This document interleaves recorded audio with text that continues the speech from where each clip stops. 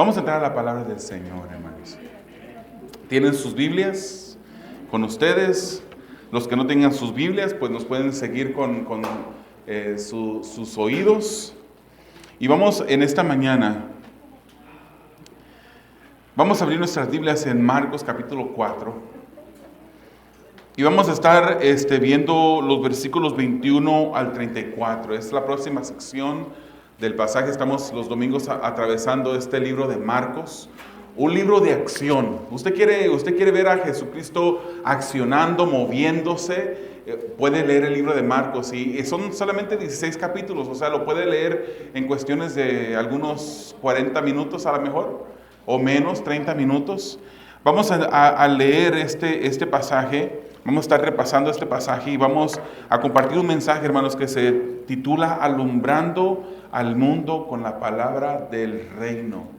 Alumbrando al mundo con la palabra del reino. Y para comenzar, quisiera que siguiera conmigo en la palabra y leamos el versículo 33 y 34, que son los últimos versículos con los que terminaremos el mensaje de esta mañana. Dice la palabra del Señor así: con muchas parábolas como estas, Jesús les hablaba la palabra, según podían oírla, y sin parábolas no les hablaba, pero lo explicaba todo en privado a sus propios discípulos. Dios eterno, esta es tu palabra, y yo quiero, Señor, pedirte en este momento que tú seas el que hables, ministres, el que toque los corazones, las mentes, el que mueva las mentes a pensar en tu palabra. Señor, el que quite la venda de los ojos de aquellos que no pueden ver aún, para que puedan ver, Señor, la gloriosa verdad de tu palabra y puedan ser ministrados en esta mañana. Hazlo tú, Señor. Si tú no lo haces, Padre, hemos venido a este lugar a perder el tiempo. Así es que hazlo tú, Padre, habla en nuestras vidas. Te lo pedimos en el nombre de Jesús. Amén. Alumbrando al mundo con la palabra del reino. Vamos a ir a través de los versículos 21 al 25 viendo a las personas que reciben la luz. La luz. ¿Qué es la luz? Vamos a ver qué es la luz. Versículos 26 al 29 vamos a ver cómo Dios es el que da el crecimiento. Y vamos a terminar con los versículos 30 al 34 mirando la grandeza del reino de Dios, hermanos. Hermanos, vivimos en un mundo que cada día se pone peor, se pone más difícil. Vivimos en un mundo de oscuridad, un mundo en el cual nosotros vemos asesinatos, vemos robos, vemos enemistades entre personas, unas personas contra otras personas. Vemos situaciones en las que no hay tolerancia, en las que las personas no soportan, a veces no aguantan el que uno les predique la palabra porque no quieren saber nada de Cristo, no quieren saber nada de Jesús. La semana pasada estuvimos viendo una parábola de la semilla y cómo esa semilla es el evangelio que es plantado en las vidas de las personas. El evangelio también es descrito en la escritura como luz. Y también Jesús es comparado a la luz. Y es más, dice que Jesús es luz. Y también la palabra del Señor dice que nosotros somos luz.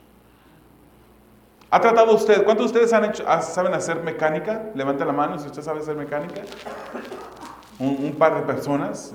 Yo también sé hacer mecánica, hermano. No le sé cambiar los pistones a un motor, ni quitar un motor, pero sé hacer lo básico, cambiar frenos y hacerle cambio de aceite al carro, el mantenimiento general lo sé hacer. Y en veces, hermanos, ¿usted ha tratado de hacer mecánica cuando está oscuro completamente y no hay luz? Es imposible hacerlo. Es imposible porque de repente uno no puede ver exactamente dónde están los tornillos que uno tiene que aflojar, es peligroso, puede dejar hasta algo suelto. En ocasiones yo he tratado de hacer mecánica en la noche, pero para eso uno saca la lámpara y una lámpara para que alumbre el área. ¿Alguna vez usted le ha pedido ayuda o ha tenido asistencia de alguien que le estaba con una lámpara de mano, le está alumbrando hacia el área donde usted está trabajando, y de repente usted está trabajando, le están ayudando con esa lámpara y usted está moviendo los tornillos con las diferentes herramientas y se pone un poquito difícil ver lo que está haciendo? Porque la persona que está deteniendo la luz no está alumbrando exactamente en el área donde usted necesita que la luz sea alumbrada. Y se pone difícil. Yo a veces le he pedido a mis hijas que me ayuden apuntando la lámpara de mano, y de repente yo digo, ¿dónde está la luz? No hay nadie que me está ayudando porque se desvía la lámpara para otro lado. Y tengo que recordarles, es aquí donde quiero la luz. Se necesita, hermanos, de luz en un mundo que está lleno de tinieblas. Usted ve que el sol sale. Usted ve que el sol, especialmente en estos días, ha estado a sobre los 100 grados en muchas partes del sur de California, y el sol es evidente que está saliendo, que está alumbrando, que está calentando. Pero aún cuando el sol alumbra, hay muchas personas que viven en tinieblas, viven en oscuridad. Viven en una oscuridad espiritual que pueden ver. Usted no mira personas que se andan tropezando en las calles. Usted no mira a carros que andan chocando contra otros porque no pueden ver, físicamente pueden ver. Pero espiritualmente están ciegos. Espiritualmente están en tinieblas. Y la solución para eso, aunque muchas personas no lo reconozcan, es la luz del Evangelio. Es la luz. Nosotros, hermanos, hemos sido escogidos como lámparas para llevar esa luz del Evangelio. Es verdad que hace unos días estuvimos aquí predicando el Evangelio y vinieron algunas personas. Hubieron algunas 20 personas aproximadamente que nos visitaron ese día, escucharon la palabra. Algunas volverán, algunas volvieron, algunas no van a volver. Algunas escucharon lo que predicamos, las verdades del reino, pero se les pasó por encima de la cabeza. No entendieron lo que se habló. Algunas personas captaron el mensaje. Las palabras del Señor ha de ser compartida por nosotros. Nosotros hemos sido escogidos. Y no espere, hermanos, hasta el próximo evento evangelístico que tengamos aquí en la iglesia. Cada uno de nosotros tenemos la responsabilidad de, no importa dónde andemos, qué estemos haciendo, debemos de compartir el Evangelio. Yo le decía a las personas que estaban aquí el otro día, el no compartirles el Evangelio, y no era nuestra intención, hermanos. Les dijimos que iba a haber detergente y regalamos detergente a las personas. No era nuestra intención que ellos llegaran aquí y que de repente ellos se sintieran como que me engañaron. ¿Qué pasó? Me dijeron que iban a regalar detergente, pero me vinieron y me sentaron primero en un lugar para que yo escuchara un mensaje. No era nuestra intención. Pero le mencionábamos a la gente que estaba aquí ese día que para nosotros sería un acto de odio hacia ellos no compartirles la verdad del Evangelio que nos ha dado vida eterna a nosotros, y solamente darles algo físico, algo temporal, algo que les iba a durar algún tiempo, y no recibir la palabra. La palabra es la que nos da luz. Nosotros podemos ver físicamente, pero también tenemos vida espiritual. Podemos ver espiritualmente porque hemos escuchado la palabra y la hemos recibido también. Por eso podemos ver, la luz del Evangelio alumbra espiritualmente a todo aquel que oye, y por eso nosotros debemos de predicar la palabra para alumbrar al mundo y expandir el reino de Dios, hermanos. El reino de Dios ha llegado. No se ha manifestado en su plenitud, pero ha llegado. Ha llegado. Un día en el futuro se terminará la oferta de salvación de parte de Dios para el mundo que anda en tinieblas. En ese día, cuando el reino de Dios se manifiesta en plenitud, será muy tarde para aquellos que clamen y digan: Señor, Señor. Para aquellos que traten de aceptar al Señor, para aquellos que traten de clamar a Él, Él ya no escuchará. Se habrá cerrado esa ventana del tiempo en el cual Él está ofreciendo salvación. Salvación de el infierno. Hermanos, Jesucristo habló más del infierno que de otra cosa. Habló del infierno, habló de las finanzas, habló del infierno más que ni del cielo. Porque el infierno es un lugar real. Es un lugar donde dice la palabra que es un crujir de dientes. Es un lugar de tormento. Es un lugar, hermanos, que no fue preparado para el pecado. O sea que muchas veces escuchamos que Dios ama al pecador, pero aborrece el pecado. ¿Será así? ¿Será verdad? Hermanos, la palabra del Señor dice que el pecador no arrepentido, Dios está en continua contradicción con ese pecador. El pecador está en continua contradicción, enemistad en contra de Dios. Y el infierno no fue preparado para el pecado. El pecador no arrepentido terminará en el infierno. Entonces, ay, pastor, ¿por qué está hablando de todas estas cosas? Parece que venimos a escuchar un mensaje de odio. No, es un mensaje de advertencia. Es un mensaje, si usted supiera que está cercano, después de una bajada, un resbaladero peligroso, ¿usted no advertiría a las personas que van caminando por ese lugar para que se cuiden? Si usted hubiera una pandilla de lobos caminando cerca de un área montañosa y usted viera a una persona, ¿usted no le advertiría que su vida corre peligro? Este es un acto de amor para ti, que no conoces al Señor. Cuando nosotros predicamos la palabra, hermanos, cuando usted sale a predicar y alumbrar al mundo que está en tinieblas, usted está haciendo un acto de amor para aquellas personas que están perdidas. Pero no todos van a recibir la luz del reino. El primer punto, no todos recibirán la luz del reino. Marcos 4, 21 al 25 dice así. También Jesús les decía, ¿acaso se trae una lámpara para ponerla debajo de una vasija o debajo de la cama? Esa es una pregunta que usted posiblemente puede contestar en su mente en este momento. ¿No es para ponerla en el candelero? Porque nada hay oculto, sino es para que sea manifiesto.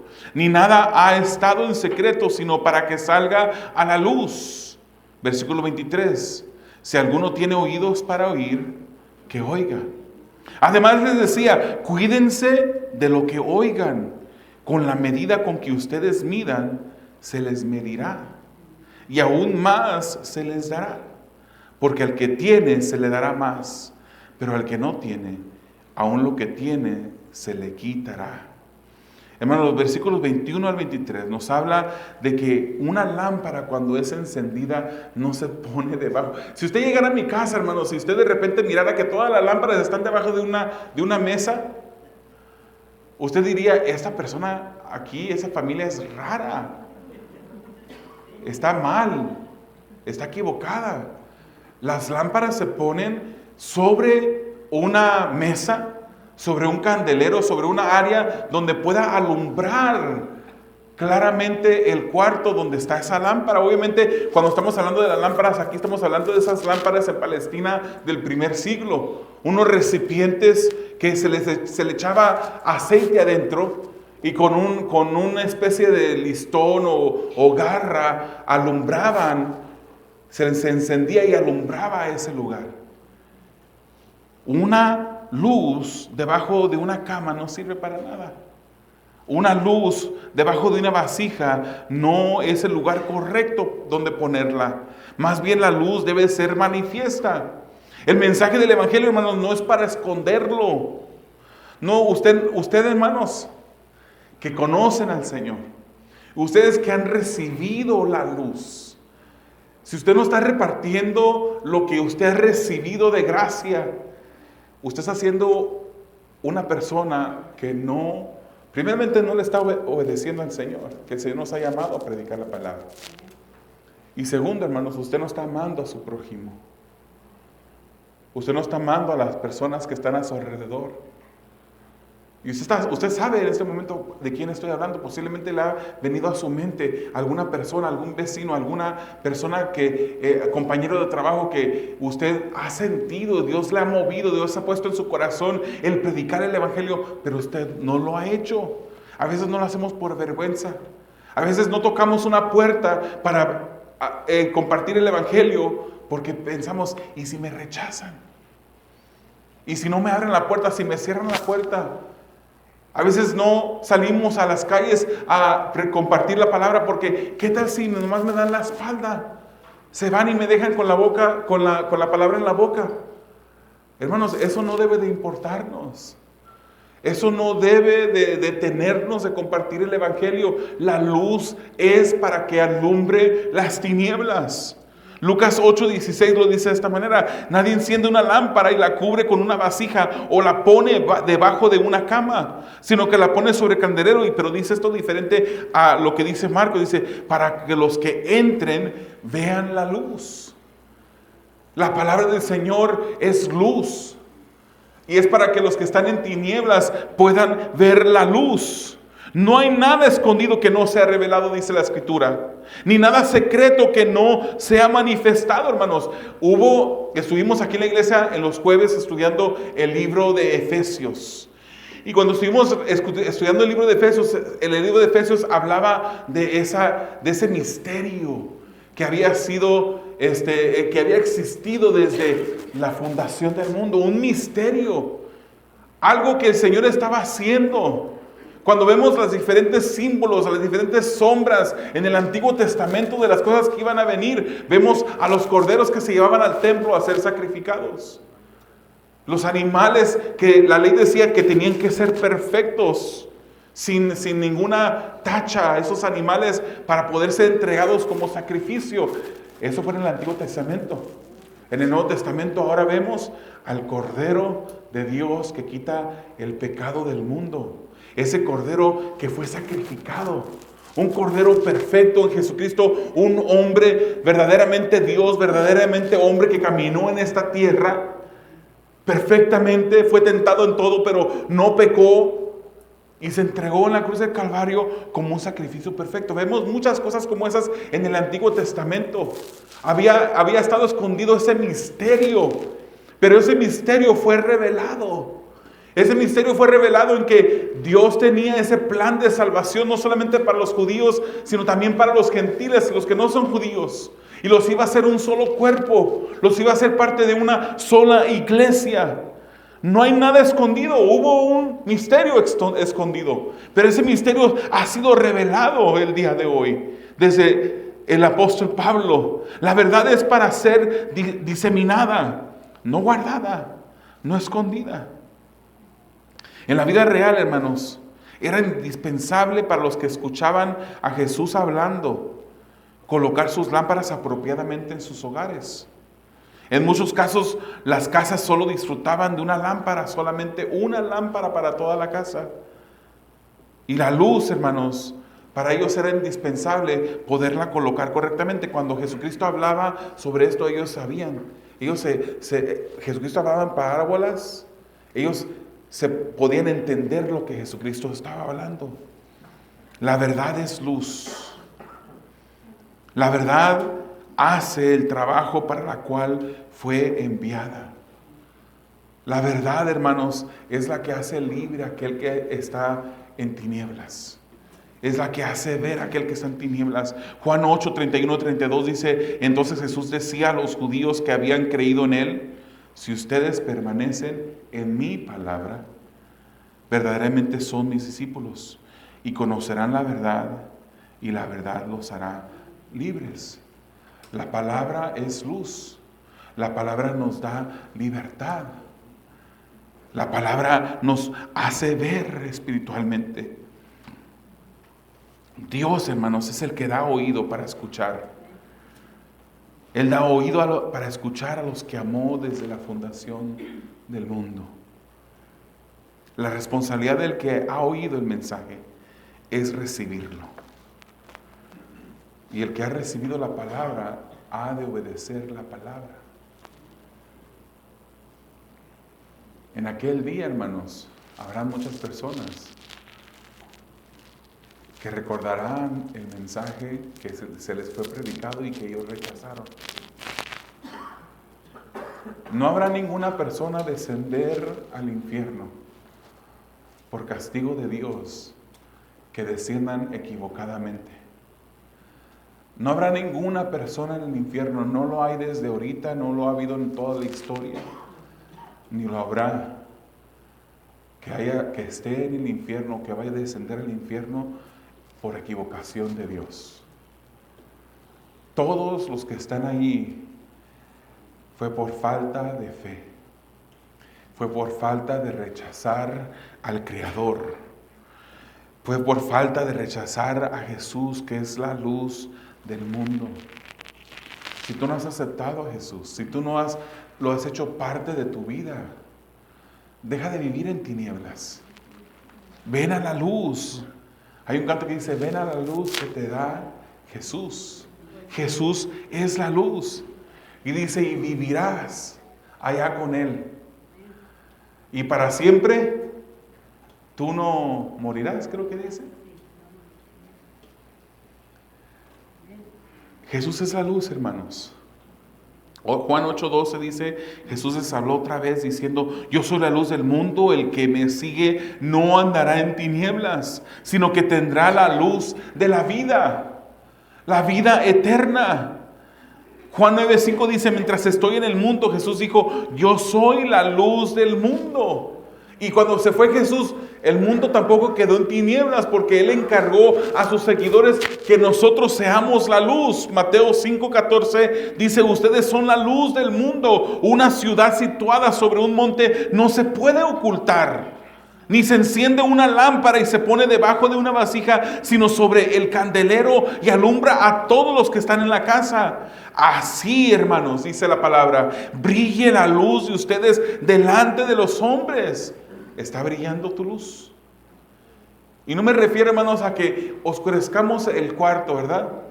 Y cada quien saque su celular y prenda la lucecita de su celular. Vamos a invitar al hermano que venga y toque una alabanza así tenue.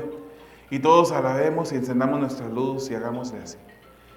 Eso no hace nada. Se mira bonito. Lo han hecho en conciertos. Y está bien que lo hagan, si lo quieren hacer. Pero esa no es la luz que usted debe de hacer brillar. La luz que usted tiene la responsabilidad de hacer brillar es la luz de la palabra. ¿Y cómo la puede hacer, hermanos? No solamente es viviendo una vida ejemplar, o una vida que las personas además puedan ver, hay algo diferente en esa persona. Porque lo miren que hay algo diferente en usted, eso no va a lograr nada en las personas. No es suficiente que usted comparte el testimonio, que usted diga: mira, antes yo era así, yo andaba en esos pecados, pero el Señor me libertó. Yo dejé todo eso y dejé de tomar. Tenemos que predicar la palabra. Es la palabra la que tiene poder. Es la palabra la que trae la luz, la que liberta al pecador que está en tinieblas. Es la palabra. Porque es que el Señor nos dice que debemos de aprender su palabra, debemos de memorizarla para poderla predicar, hermanos. No tiene que conocerse la palabra toda de memoria, la Biblia, pero debe de conocer algunos versículos claves para poder predicar el Evangelio. El Evangelio se puede predicar en tan solo un par de minutos. ¿Lo estamos haciendo? Estamos haciendo brillar delante de los hombres esa luz. Y dice: así brille la luz de ustedes delante de los hombres, para que vean sus buenas acciones y glorifiquen a su Padre que está en los cielos. Podrán ver que eres buena persona si solamente vives una vida ejemplar o mejor. Pero nunca glorificarán al Padre que está en los cielos si las personas no saben que el cambio que ha habido en tu vida lo ha logrado la palabra. Predica la palabra. Hermanos, para poder ser luz, Filipenses 2:15 nos dice: para que sean irreprensibles y sencillos, hijos de Dios sin tacha en medio de una generación torcida y perversa, en medio de la cual ustedes resplandecen como luminares del mundo. Se fija que para nosotros nuestro objetivo es que la luz de Cristo brille. Pero muchas veces somos del servicio secreto, ¿verdad? Andamos trabajando en el trabajo, nadie sabe que somos cristianos. Posiblemente nos miran que no hablamos las palabras malas, blasfemias. Posiblemente miren que como tenemos un comportamiento diferente a las demás personas. Pero muchas personas son del servicio secreto, que no dicen que son cristianos. Y es más, hermano, no es necesariamente que digas, pero ¿cuántas veces no has estado junto a compañeros en el trabajo y ha salido la oportunidad? Has tenido el momento, ha salido la plática y tú no has compartido a Jesucristo. Más bien lo has mantenido secreto, has colocado esa lámpara de luz y la has puesto debajo de la cama. La has puesto debajo de una mesa, en lugar de que esa luz alumbre. Somos luminares, hermanos, en el mundo. Debemos de resplandecer. Los versículos 24 y 25 dice que debemos de cuidar lo que escuchamos para que recibamos más y no se nos quite lo que hemos recibido. El cuidar lo que oyen es lo que habla aquí la palabra. Lucas 8:18 dice, por tanto, tengan cuidado de cómo oyen. Esta palabra es predicada. Algunas personas al oír van a rechazar el mensaje de la palabra. O también algunas personas oirán y aceptarán el mensaje de la palabra. Esta es una advertencia de cuidar la palabra que escuchamos y debemos de recibirla. Una advertencia, querido amigo, que en esta mañana tú te encuentras aquí escuchando la palabra, no la rechaces. El rechazar la palabra es rechazar a Jesús. El rechazar a Jesús es rechazar la vida eterna. El rechazar la vida eterna, como dice la palabra o la frase, tendrá consecuencias eternas. Eternas. Con la medida que medimos, se nos medirá. Hermanos, en el mercado del tiempo, cuando Jesús predicaba esta palabra, en el mercado la integridad de la persona se derribaba de los que vendían, se derribaba de la exactitud de las balanzas con que pesaban el grano o de los recipientes o contenedores con que medían el grano. En la vida, hermanos, este pasaje, esta frase del Señor, con la medida que mides, serás medido, lo que quiere decir es que en la vida recibes lo que das. Las acciones tienen consecuencias. Los que escuchan la palabra y la aceptan recibirán una recompensa eterna. Pero los que rechazan la palabra recibirán las consecuencias. Es verdad que Dios manifestó una bondad general al mundo entero. Una muestra de cariño, una muestra de sinceridad al mundo entero, cuando entregó a su Hijo en la cruz del Calvario para que todo aquel que crea en su Hijo no se pierda, sino que tenga vida eterna. Pero el pecador que no se ha arrepentido vive enemistado con Dios. Hay personas dentro de la congregación, dentro de las iglesias, que profesan ser cristianos, que dicen que son hijos de Dios, pero con sus hechos niegan lo que profesan. Con sus hechos, porque vienen a la iglesia y se sientan por 1 hora y 15 minutos, se van a casa sintiéndose ya como que han satisfecho su conciencia. Ya están listos para el próximo mes volver a visitar otra vez la iglesia, o en 2 meses volverlo a hacer. Y todo ese tiempo viven despegados. En la semana no abren la palabra, en la semana no oran, no buscan la presencia, la comunión con Jesucristo. Dicen que son cristianos, dicen que son hijos de Dios, que siguen a Jesús, que han puesto su fe en Jesús, que creen en Jesús, pero su vida no demuestra ese cambio.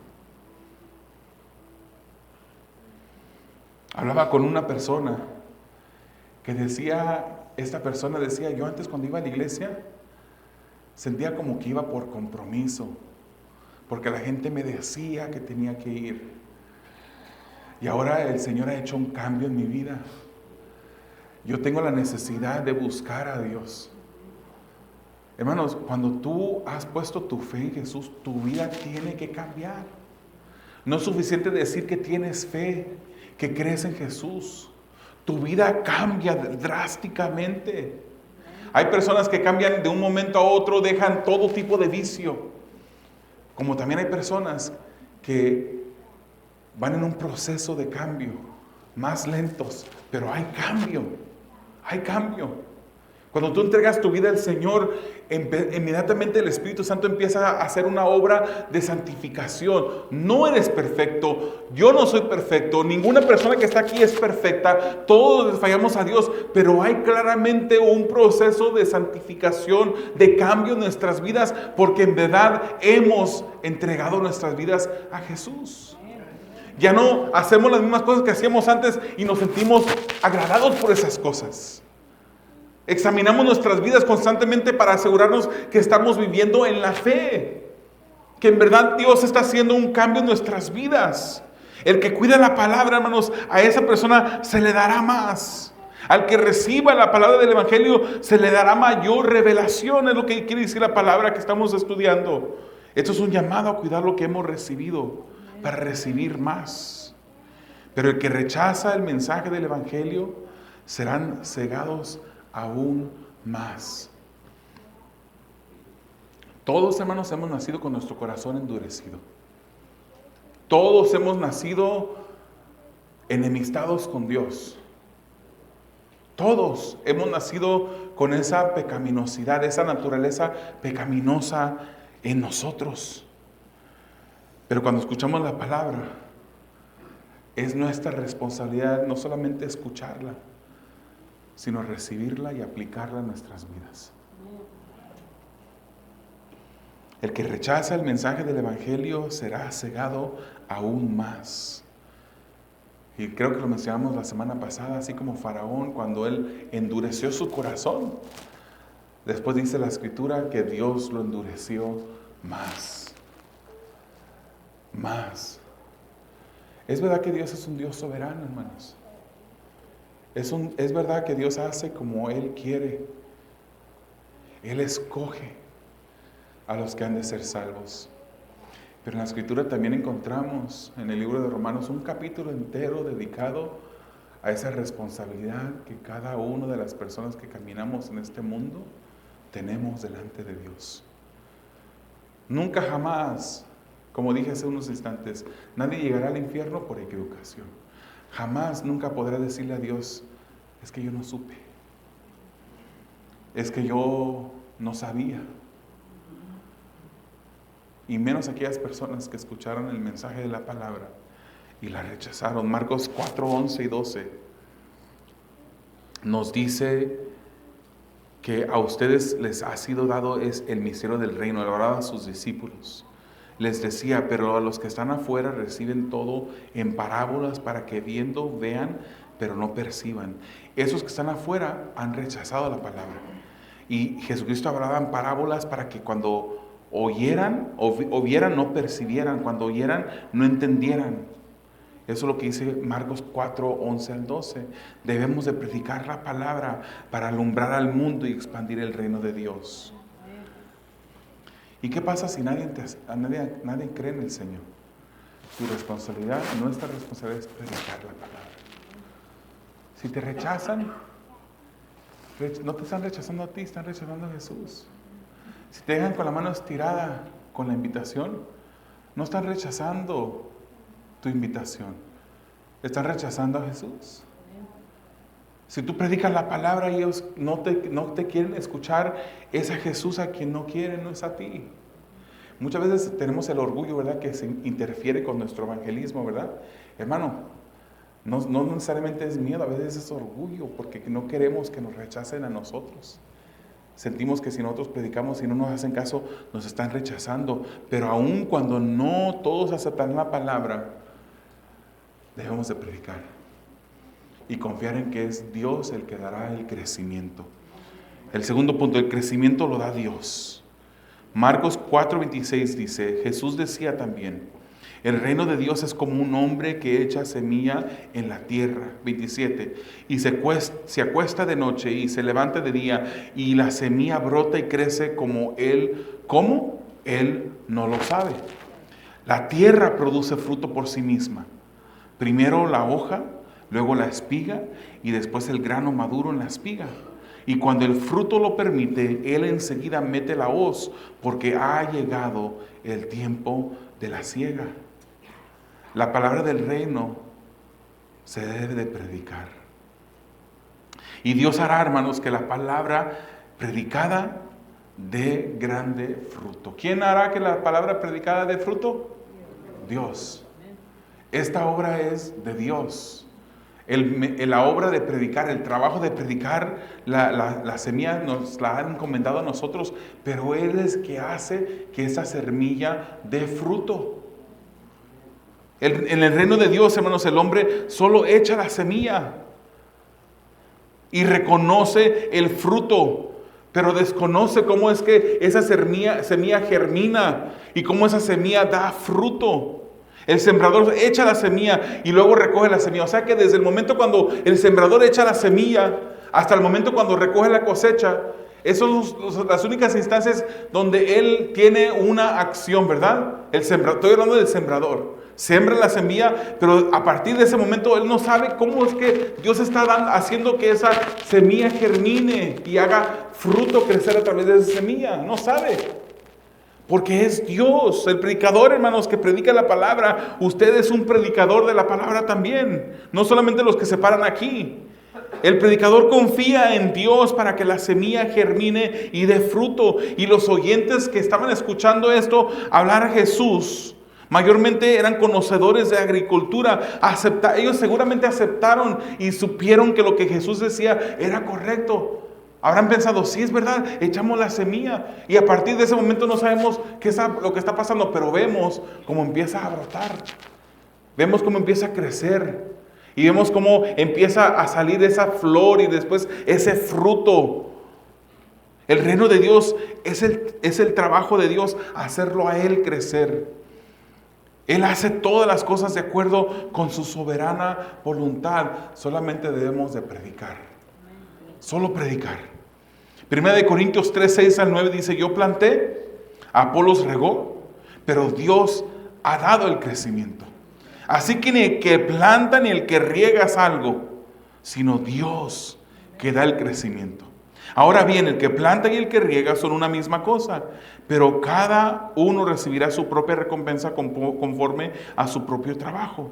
Porque nosotros somos colaboradores en la labor ¿de quién?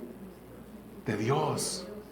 Esta labor es de Dios. Nosotros somos colaboradores, somos siervos, somos esclavos de Dios que se nos ha encomendado. El hacer es el predicar.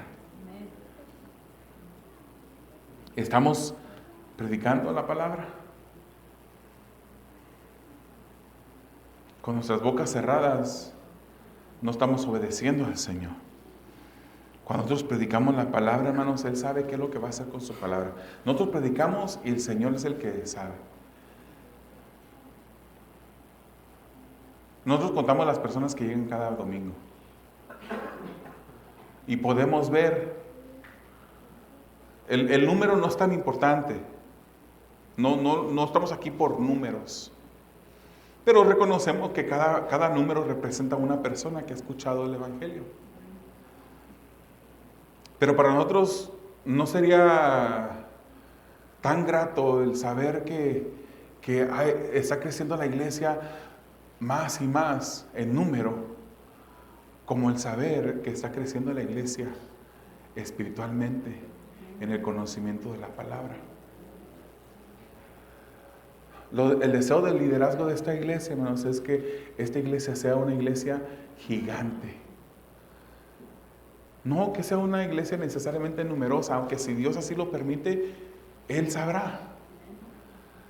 Pero que sea cada persona de esta iglesia que se una en el conocimiento de la palabra y que pueda crecer espiritualmente en la palabra. Y que al crecer predique la palabra. Y cuando nosotros predicamos la palabra, hermanos, nosotros confiamos en lo que Dios hará. Porque es Dios el que hace las cosas. Isaías 55, 10 al 11 dice: porque como descienden de los cielos la lluvia y la nieve, y no vuelven allá, sino que riegan la tierra, haciéndola producir y germinar, dando semilla al sembrador y pan al que come, dice él, así será mi palabra. ¿La palabra de quién? De Dios. Así será mi palabra que sale de mi boca. No volverá a mí vacía, sin haber realizado lo que deseo y logrado el propósito para el cual la envié. Nosotros regamos la semilla. Y Dios es el que va a hacer que esa semilla crezca. Debemos de predicar la palabra para que el mundo sea alumbrado con la luz del evangelio del reino de Dios. Para terminar, el último punto, la fuerza del reino de Dios. Fíjese lo grande del reino de Dios. Marcos 4, 30-34 dice: también Jesús decía: ¿a qué compararemos el reino de Dios? ¿O con qué parábola lo describiremos? Fíjese cómo Dios describe el reino de Dios. Dice: es como un grano de mostaza, el cual cuando se siembra en la tierra, aunque es más pequeño que todas las semillas que hay en la tierra, sin embargo, después de sembrado, crece y llega a ser más grande que todas las hortalizas y echa grandes ramas, tanto que las aves del cielo pueden anidar bajo su sombra. Con muchas parábolas como estas, Jesús les hablaba la palabra según podían oírla.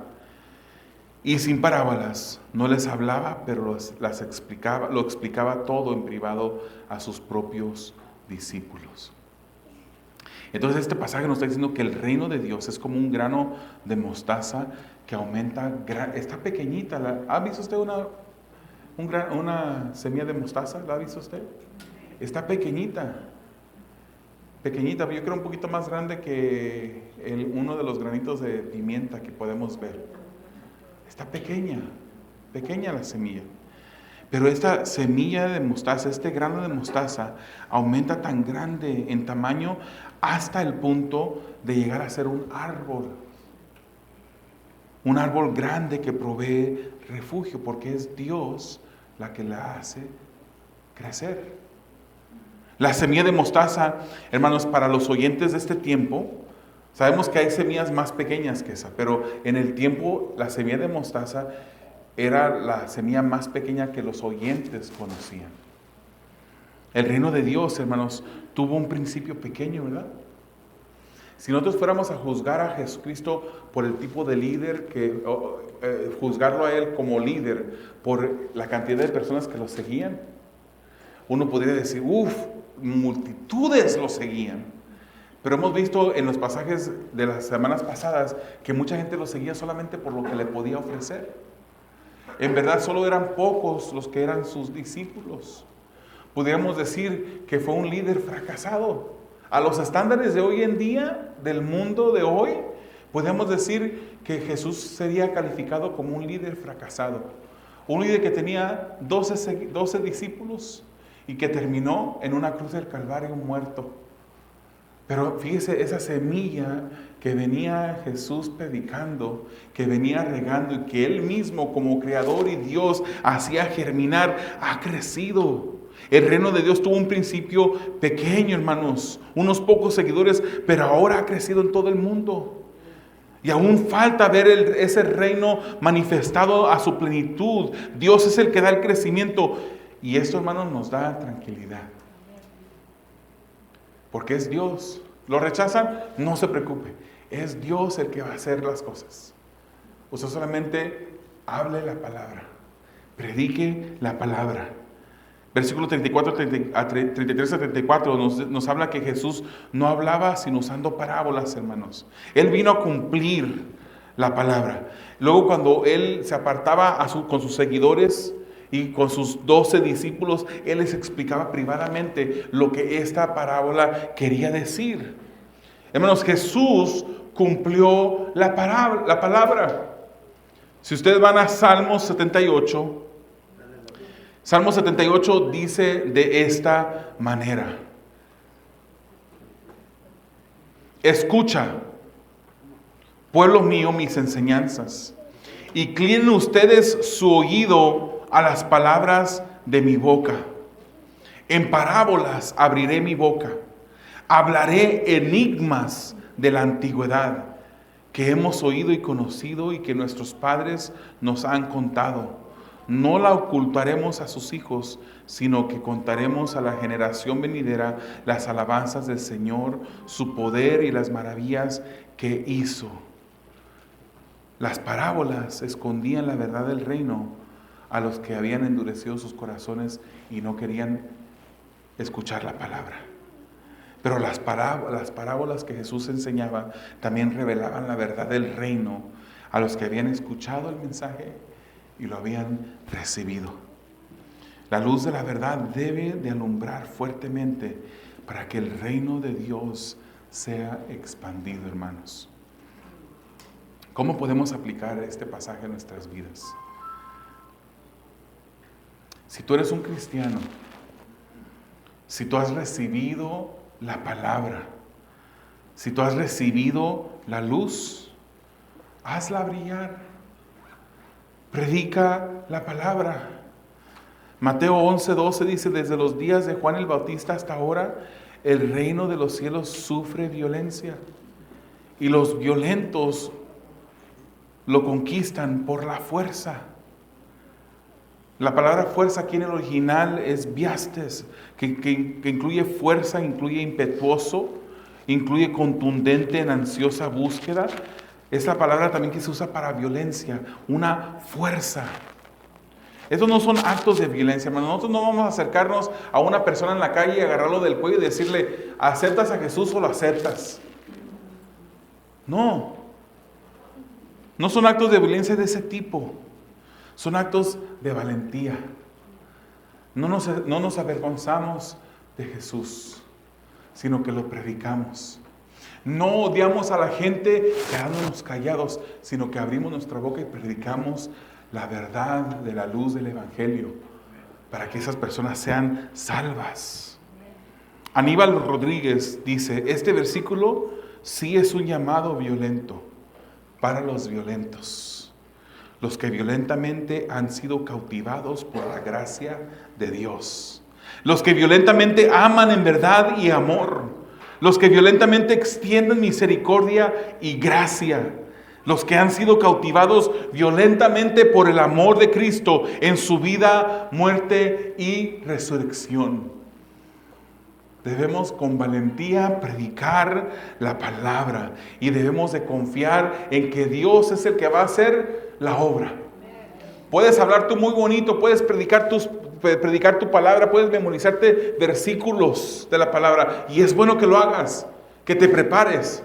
Pero por muy elocuente que tú puedas ser al predicar la palabra, o por muy básico que quieras hacer para que sea más entendible lo que tú predicas, el Señor puede usar una predicación elocuente como puede usar una predicación con palabras más simples. No somos nosotros, hermanos, lo que hacemos el cambio en el corazón de las personas. Es el Espíritu de Dios a través de la palabra que predicamos, el que hace la diferencia. Predica, hermanos. Confía en Dios, quien produce el fruto.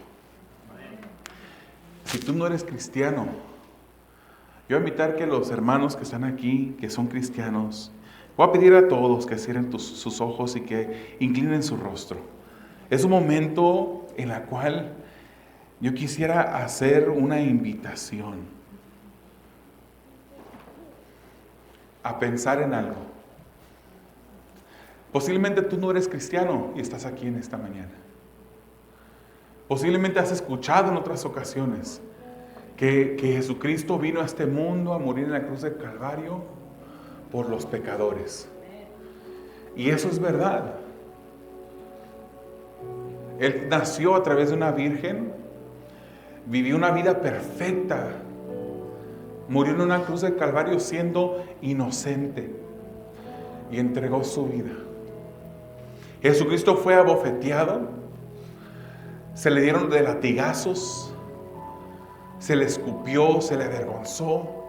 Sus vestiduras fueron rasgadas por el pecador. Y murió en la cruz del Calvario no debiendo nada, siendo una persona inocente de cualquier cargo. Pero lo hizo porque sin ese sacrificio perfecto de Jesús, nadie pudiera ser salvo. Él lo hizo para pagar el precio, la condena que a cada persona pecadora de este mundo le toca pagar. ¿Cuál es esa condena? Una eternidad en el infierno. Y tú podrás decir, pero yo no soy tan malo. Yo soy buena persona. Yo no le hago mal a nadie. Yo trato bien a mi familia. Yo soy un hombre responsable, trabajador. Soy hasta el primero que llega a las mañanas a trabajar. Soy un ejemplo. Pero eres pecador. Y el que seas pecador te condena a una vida de separación de Dios. El que seas pecador te condena a una vida eterna en el infierno. Es por eso que Jesús murió, para darte salvación. Pero no es suficiente que tú hayas estado aquí en esta mañana escuchando la palabra. Es necesario que tú pongas tu fe en Jesús. No es suficiente que tú sepas y que reconozcas que hubo un Jesús histórico que caminó por la tierra y que está documentado que sí, murió en una cruz del Calvario. Es necesario que tú pongas tu fe en Jesús en esta mañana, de tal modo que tú entregues tu vida a Él. Y que tú lo hagas Señor de tu vida. Que tú le empieces a obedecerle. Que tú recibas esta palabra que has escuchado en esta mañana para salvación. Y si tú pones tu fe en Jesús, dice la palabra del Señor, que tú eres salvo, salvo de la condenación del pecado que te tocaba vivir. Porque por gracia, mediante la fe, somos salvos. Y esto no por obras, para que nadie se gloríe. Nadie, así como nadie jamás llegará al infierno por equivocación, tampoco nadie jamás llegará al cielo por equivocación. Tampoco nadie llegará al cielo por las buenas obras que puedas hacer, sino simplemente por la fe depositada en un Salvador, un Mesías que vino a este mundo a morir por los pecados de la humanidad. ¿Quieres tú esa salvación? Entrega tu vida a Jesús. Ven delante de Él y pídele perdón por tus pecados.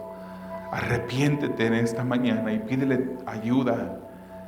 Amado Dios, te damos gracias porque tú eres bueno, santo, majestuoso, digno de honor y gloria.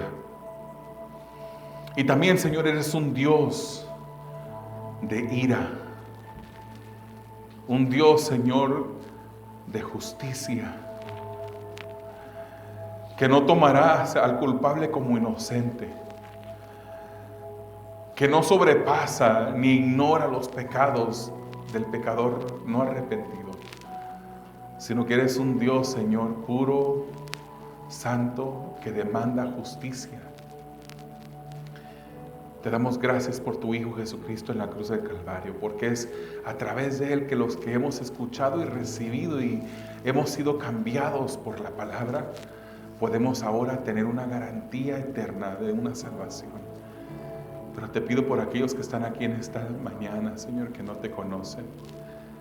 Yo te pido, Señor, que tu Santo Espíritu revele, quite la venda espiritual de estas personas, para que puedan venir a ti, para que puedan acercarse a ti en arrepentimiento, pidiéndote perdón por sus pecados, Señor, y que tú les cambies ese corazón de piedra por un corazón de carne.